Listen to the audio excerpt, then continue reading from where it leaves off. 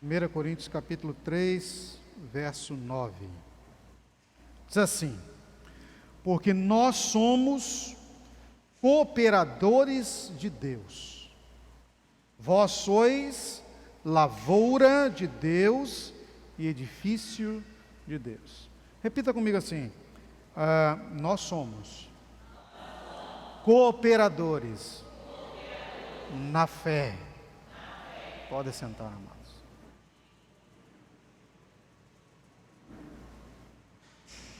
Quero compartilhar com você aqui, nesta celebração, culto conexão, sobre o tema cooperadores na fé. Cooperadores, a palavra já nos traz entendimento, ajudadores, aqueles que socorrem uns aos outros, ou simplesmente colaboradores ou companheiros de caminhada. Então, quando falamos então de colaboradores, cooperadores na fé, nós estamos falando dos discípulos do Senhor Deus, da família de Deus, daqueles que decidiram ter a sua vida governada pelo Senhor e agora junto com Ele cooperam para que ocorra o sucesso de Deus na vida dos demais discípulos, para que a vitória aconteça, para que venhamos a vivenciar conjuntamente, sucesso. Inclusive o Salmo de número 133, verso 1, a palavra de Deus fala sobre essa questão da comunhão. Como é bom estarmos unidos. Mas eu quero falar aqui sobre essas sintonias ou cooperações que nós precisamos ter como filhos de Deus para nos ajudar, para nos socorrer a avançar. A primeira delas é que aqueles que são realmente os cooperadores de Deus, para que venhamos a estar edificados, porque a palavra fala aqui, nós acabamos de ler, edifício de Deus, lavoura de Deus, ou seja, são duas ações ou empreendimentos muito difíceis.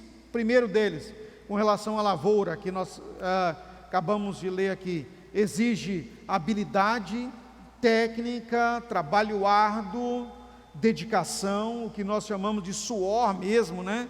Para que as coisas venham a acontecer, que é o trabalho no campo, lavoura de Deus, é muito trabalhoso.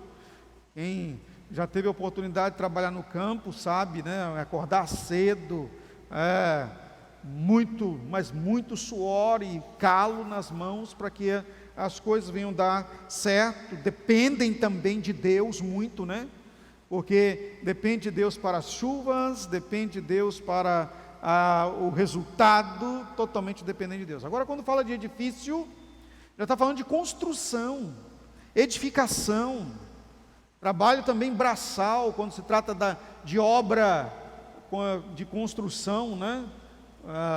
O pedreiro, o marceneiro, o mestre de obras, o construtor, quem planeja, engenheiros, tudo demanda muito serviço, planejamento e cooperação. Ninguém consegue fazer nada sozinho. E quando fala que é de Deus, isso quer dizer o Senhor está cooperando conosco para que tenhamos sucesso em nosso empreendimento. Então, para que venhamos a nos ajudar, primeiro nós precisamos entender o que temos que fazer. Básico, nós temos que orar uns pelos outros. Então, os cooperadores, eles se conectam em oração, se ajudam em oração. Não é nada vergonhoso e nem mesmo desvalora ou nos coloca para baixo ou nos diminui quando nós solicitamos, pedimos oração.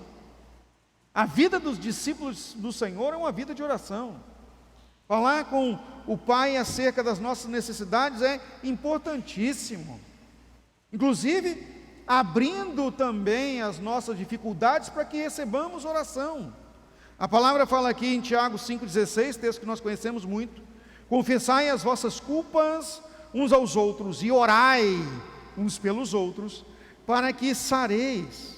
A oração feita por um justo pode muito em seus resultados ou em seus efeitos. Então, orar uns pelos outros é o normal na vida dos filhos de Deus.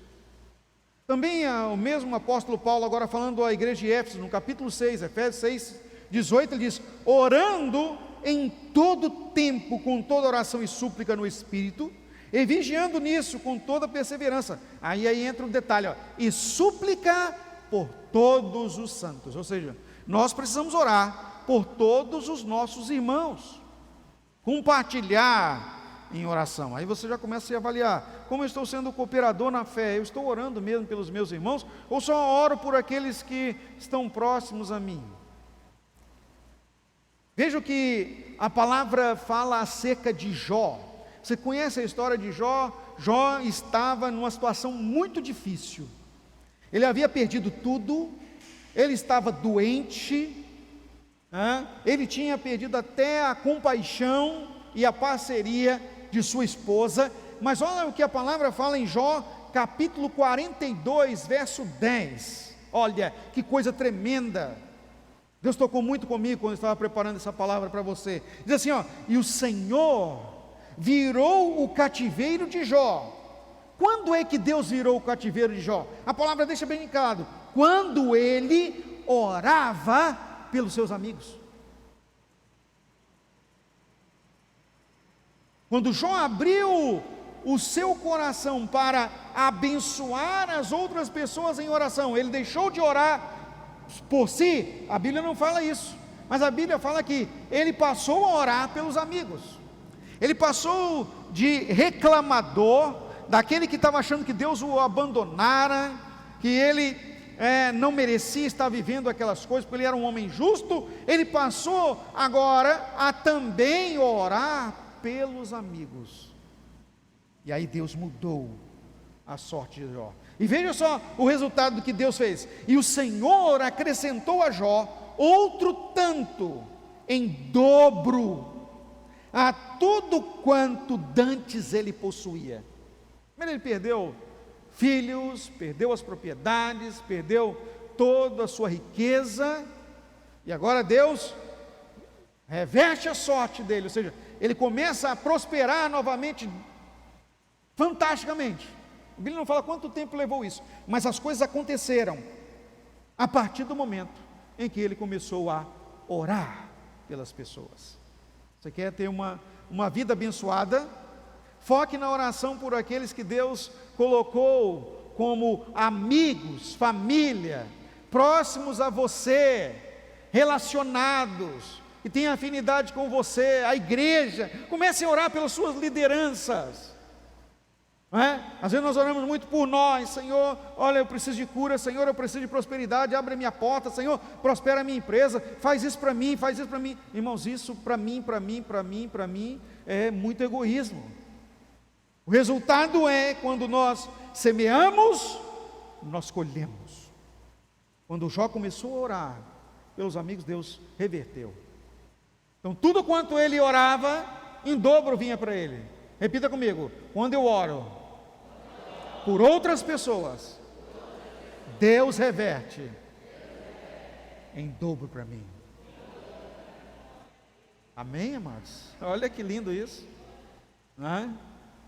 Então comece a orar: Senhor, dá um carro zero para o Ali, e não seja só um carro zero não, mas dá para ele uma Ranger, uma Ford Ranger, daquela, pneu trucado, diesel. Aí Deus vai começar a mudar a sorte do Ali e dá para você em dobro. Aí você recebe uma Ranger e uma Hilux. Você sabe que alguém, para ter uma Ranger e uma Hilux, primeiro tem que ter uma fazenda, né, irmãos? Hein, Ali? Recebe, Ali? Recebo, amém. Não é? Mas não é verdade? Nós precisamos, é o que a palavra está dizendo, irmãos. Jó não estava rico para produzir nada, Jó estava na miséria. A Bíblia fala aqui que o diabo deixou ele na lama, não tinha nem saúde nem sua pele, ele era todo de machucados.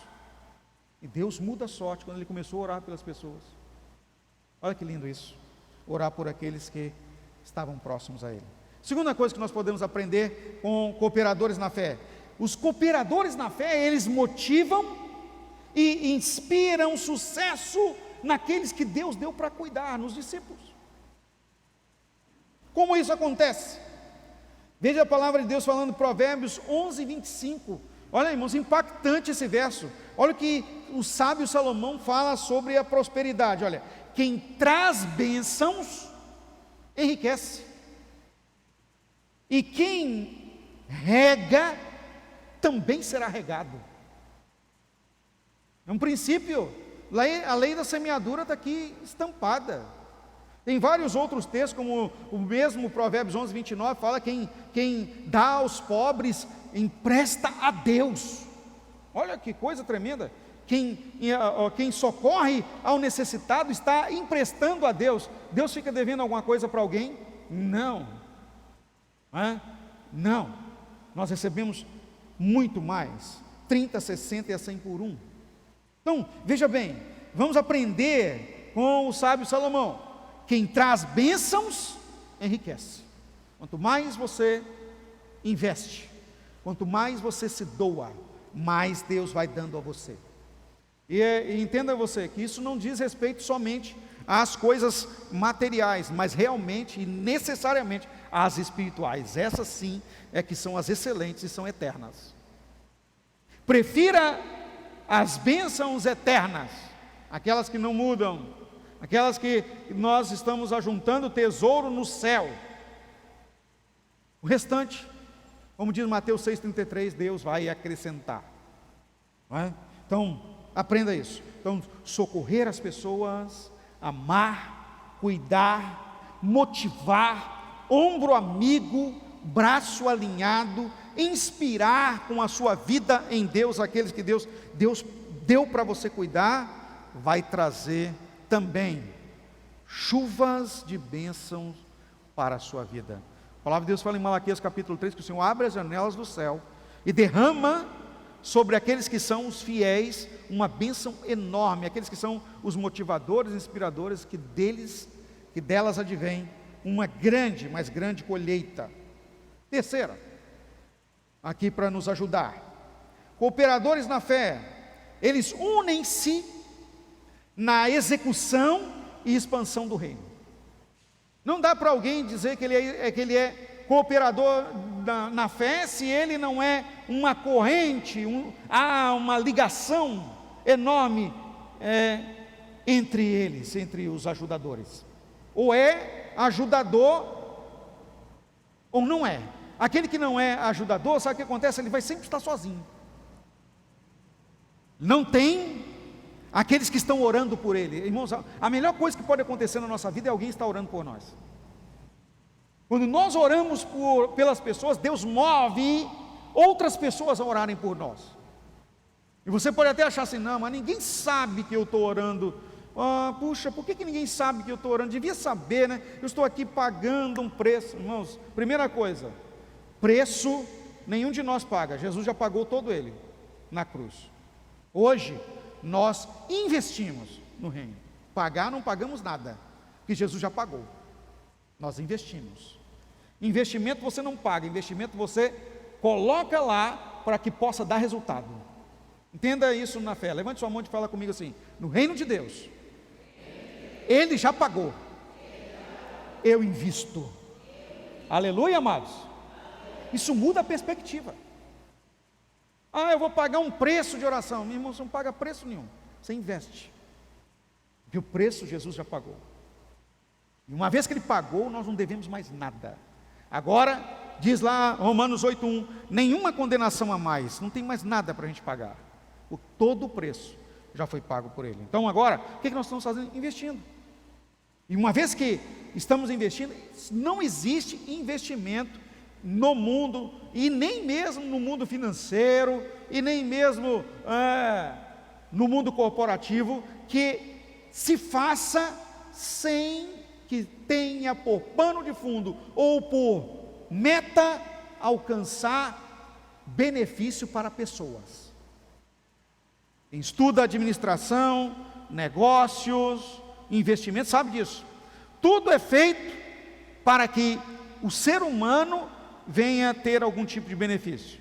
E à medida que aquilo vai acontecendo, resultados vão sendo colhidos, não é? Resultados vão se fazendo. Então veja bem, se não tivermos essa proposta, não visualizarmos isso, nós ajudamos-nos, nós nos socorremos, nós damos os braços, nós estamos aqui para motivar, nós estamos aqui para abençoar. Nós não seremos motivados, não vamos ser inspirados, e aí vamos minguar espiritualmente. Todas as vezes que eu vejo um colega pastor, um amigo prosperando, né, e eu tenho oportunidade de motivá-lo, eu digo assim: olha, a sua vida me inspira.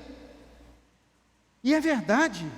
Como é bom, queridos, ver a igreja de Deus, uma célula do nosso irmão, uma família no reino de Deus. Você vê aquela família sendo restaurada, unida, crescendo no Senhor, e nós precisamos motivar. Você me inspira. Como é bom ver você crescendo no Senhor. Você sabe, aquilo vai motivar seu irmão, e as palavras de vida que saem da tua boca retornarão para você em uma monção, uma chuva enorme das bênçãos de Deus sobre você. Aprenda a ministrar bênção. Repita comigo: a minha boca deve ser produtora da bênção para as outras pessoas. Às vezes um conselho amigo é uma bênção, uma palavra de vida, não é? A pessoa pode até não receber muito bem naquela hora, porque comumente quando a gente vai dar alguma sugestão, alguma palavra de vida para alguém, a pessoa está tão atribulada em uma determinada situação que não enxerga aquilo que nós estamos falando. Mas nós precisamos aprender também a ouvir quando isso acontece. Sabe por quê, queridos? Alguém que está de fora olhando a nossa situação, ele pode estar vendo alguma coisa que nós não estamos vendo, e às vezes Deus manda pessoas para ministrar em nossa vida sabedoria, para que nós possamos ultrapassar aquela barreira. Então aprenda a ouvir conselhos de amigos, familiares, da sua esposa, do seu esposo, daqueles que andam com você, especialmente da sua liderança. Pelo menos considera para você avaliar e pensar, não é? A palavra de Deus fala que nós precisamos testar o Espírito. Olha, coloca em prova, é de Deus essa palavra, não rejeita logo, porque Deus levanta situações, Ele pode levantar até mesmo uma criança para ministrar conosco, não é? E aí, se nós não ouvirmos a voz de Deus, nós podemos cair numa grande derrota.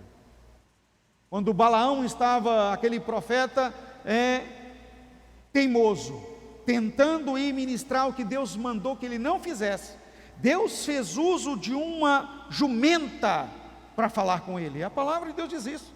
E a jumenta falou com Balaão. Olha como que o que Deus faz para que a nossa vida seja abençoada e nós não venhamos a cair em laço. Então Deus livrou a vida de Balaão da morte, usando uma jumenta. Porque se ele passa, a Bíblia fala que o anjo de Deus estava com a espada para matá-lo, porque ele estava desobedecendo a Deus. E a jumenta bradou lá, porque ele estava batendo nela, e ele não foi à frente. Falou com ele: olha, você não está vendo o anjo aí? E aí então ele recuou, e a vida dele foi salva. Então Deus pode levantar inúmeras situações, para que nós venhamos a ser alertados de alguma coisa que nós estamos fazendo, e Deus usa os cooperadores na fé, aqueles que estão conosco, que caminham conosco, que andam conosco, que estão pertinho de nós. Olha, cuidado. Às vezes nós somos tão egoístas e achamos-nos tão prepotentes, que quando alguém nos dá algum conselho, a gente rechaça de imediato. Eu sei o que eu estou fazendo. Sabe nada. Sabe nada. Quem sabe tudo é o Senhor. Repita comigo: eu não sei nada. Quem sabe tudo é o meu Deus. Sim ou não? Então esteja atento à voz de Deus.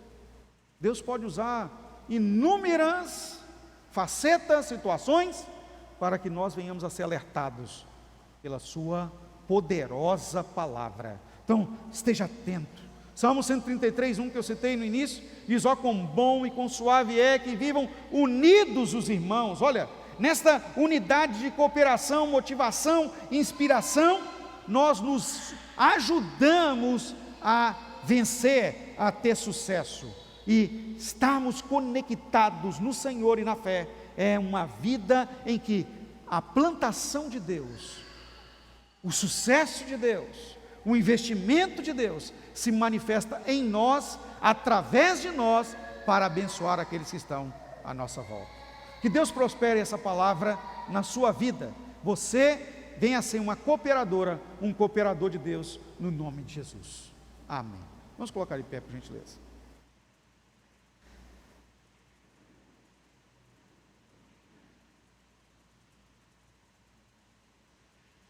É possível que você tenha se deslocado para o culto de conexão dessa noite, precisando de uma palavra de Deus para a sua vida. Está aí, um alerta.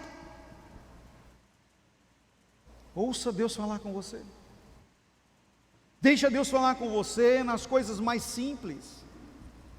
E olha, às vezes nós queremos esperar que aconteça uma fala de Deus, assim, que venha uma trovoada, ou que venha uma profecia diferenciada, mas Deus está falando nas coisas simples. Quando Elias precisou da voz de Deus para falar com ele, Deus veio numa brisa mansa e suave, não veio no terremoto, não veio no vendaval, não veio na chuva de pedras, que foi a Saraiva, de meteoro, chuva de meteoro. Deus não veio falar com ele assim. Deus falou na brisa. Deus pode, portanto, falar com você numa música mansa e suave. E eu gostaria que você curvasse agora a sua cabeça. Nós vamos orar ao Senhor e vamos ouvir o louvor. E aí você, pastor, eu preciso de oração, preciso de unção com óleo. No nosso culto Conexão nós abrimos oportunidade para isso. É hora de cooperarmos na fé uns com os outros, até de nos ajudar. Eu me lembro uma vez que nós estávamos num trabalho de ajuda com a igreja, e algumas lideranças perceberam que as pessoas estavam com dificuldade de ir à frente. E aí nós nos combinamos, falando assim: olha, então vamos fazer o seguinte, eu vou à frente primeiro, para motivar, para ninguém achar que ele está indo sozinho. E depois que nós passamos a usar, foi quando a pessoa ia na frente, nós íamos com ela, para estar pertinho em oração. Sabe, tudo para cooperar no reino. Nós precisamos nos ajudar, queridos. Nós somos uma família, cooperadores na fé, para que as coisas, para que o reino, para que a bênção de Deus, para o que é de Deus, se manifeste em nós. Senhor, obrigado pelo privilégio de estarmos no templo essa noite, ouvir o Senhor falar conosco. Nos ajuda, Senhor, e nos faça ajudadores, socorredores, colaboradores, cooperadores na fé, para que a bênção do Senhor se manifeste nos nossos irmãos. No nome do Senhor Jesus Cristo nós oramos.